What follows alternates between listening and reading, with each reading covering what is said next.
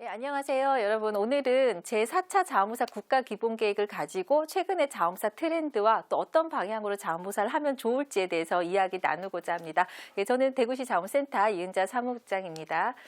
우선 자원봉사에 대한 개념을 다시 한번 살펴보려고 하는데요. 여러분이 다 아시다시피 자원봉사 정의가 바뀌는 건 아니에요. 그렇지만 자원봉사를 이루어지는 어떤 형태들이 좀 바뀌어 가고 있다라고는 제가 설명드릴 수 있을 것 같은데요. 그중에 대표적으로 아마 이런 용어는 처음 들어보셨을 수도 있습니다. 비공식 부분을 반영하고 앞으로 그런 활동을 좀 권장한다라는 건데요. 어떻게 보면 좀 반가운 소식이자 대신에 현장에서 혼란스럽지 않아야 돼서 한번 짚어드립니다. 자원봉사 활동이 시간 기록을 하기 위해서 꼭 해야 되는 건 절대 아니죠. 그렇지만 자원봉사 활동을 하고 나서 우리나라에서 여러분은 1365 시스템을 통해서 자원봉사 활동을 기록하고 계십니다. 그리고 또 기록을 하셔야 됩니다. 그렇다 보니까 공식적으로 자원봉사 센터의 기록 관리를 위해서 뭔가 계획서가 있어야 되고 또 준비되어야 되는 과정이 필수입니다.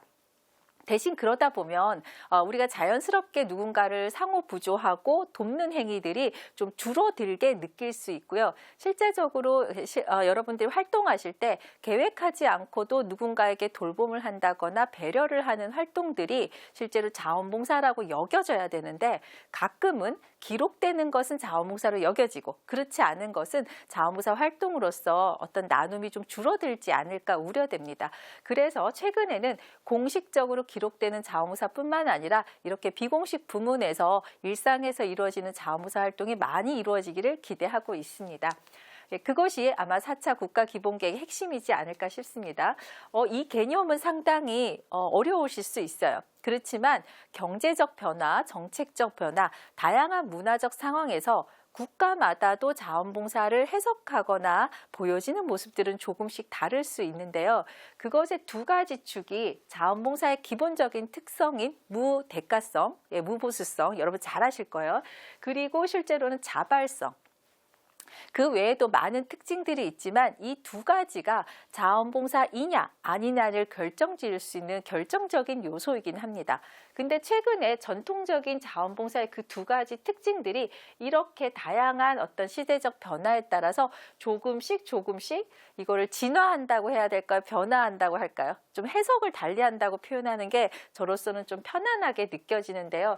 다양하게 우리가 자원봉사 활동들이 어떤 기회 제공 그리고 의무적인 제도 그리고 사회 속에서 공동체를 위해서 내가 함께 해야 되는 어떤 요소 때문에 자발성이 없어진다고 표현하기도 하죠. 대신에 그거는 자발성이 좀 줄어든다기보다 제도적으로 그리고 환경적으로 권유받는 것이 꼭 나쁜 건 아닙니다. 그런 부분에서 자원봉사 위치들이 어디에 지금 있는가가 좀 고민된다. 아니면 어떻게 해석할까가 이제 범위가 확대되고 있다라고 표현되고 있고요.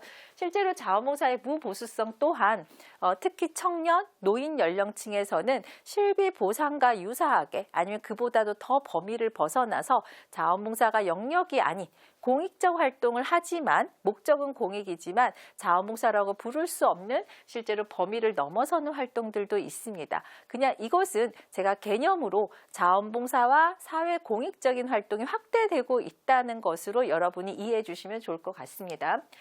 다음은 제4차 국가기본계획의 비전과 목표입니다. 비전 대단히 길죠. 대신에 중요한 단어만 짚어드리면 가치 확장, 참여 확산, 연대와 화합입니다.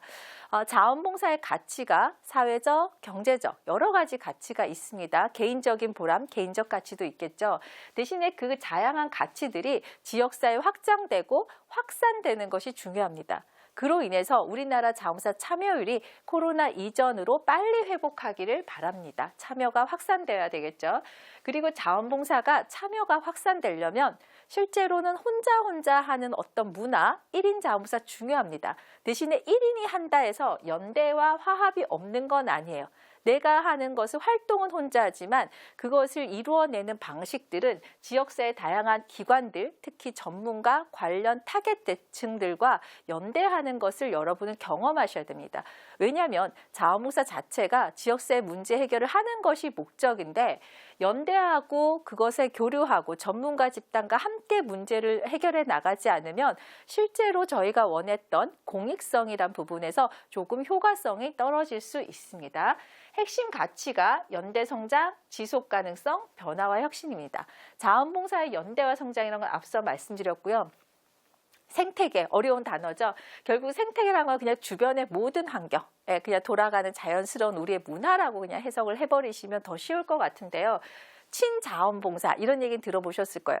자원봉사 하는 사람들이 쉽게 할 수 있고 편하게 할 수 있고 또 자원봉사자에게 이롭게 할 수 있는 이러한 어떤 문화와 환경을 조성하는 생태계 조성이 필요하다.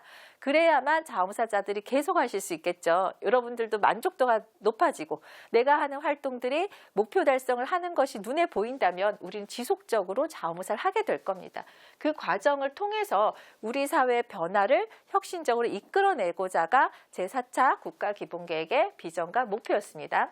그렇다면 이 이야기는 조금 어려울 수 있지만 여러분이 영역별로 어떤 과제로 우리나라의 자원봉사계의 다양한 전문기관들이 역할을 하는지를 간략히 설명드릴게요. 숫자로 설명드리면 3대 영역입니다. 정책과제 세부과제 숫자는 여러분 외우시지 않으셔도 돼요. 대신 3가지 분야로 우리가 자원봉사 문화를 만들고 있다는 건 조금 기억해 주셔도 좋습니다. 자원봉사 문화와 참여에서의 세부적인 내용들은 실제로 얼마만큼 시민들은 시민성의 가치가 있는가, 그리고 자원봉사가 기존의 전통적 방식에서 문제 해결형, 실제로 직접적으로 연관성을 얼만큼 갖고 있는가. 그리고 세 번째는 자원봉사자를 지원하고 자원봉사 활동을 지원하는 방식들이 지원기관에선 얼마나 다양화됐는가, 다원화됐는가를 얘기합니다. 그리고 시민들이 자원봉사를 받아들일 수 있도록 홍보가 얼만큼 활성화되어 있는가. 그리고 세계 시민성에 기반한, 우리가 시민성이란 것도 어려운 단어긴 하지만요. 시민으로 성장하는 기본적인 덕목을 갖추고 있는 것에 대해서 우리는 국제자원봉사도 활성화되어야 된다가 문화가 좀 바뀌어야 된다. 1영역이고요. 두 번째 인프라입니다. 여러분이 자원봉사를 인프라로 느끼는 건 아마 상해보험제도 아닐까요? 아니면 인센티브 제도 아닐까요? 아니면 교육지원 제도? 아니면 공간 확보 다 맞습니다. 그것을 해나가기 위해서는 법과 제도가 개선돼야 되고요. 우리나라는 자원봉사 활동 기본법이 존재하는 국가입니다.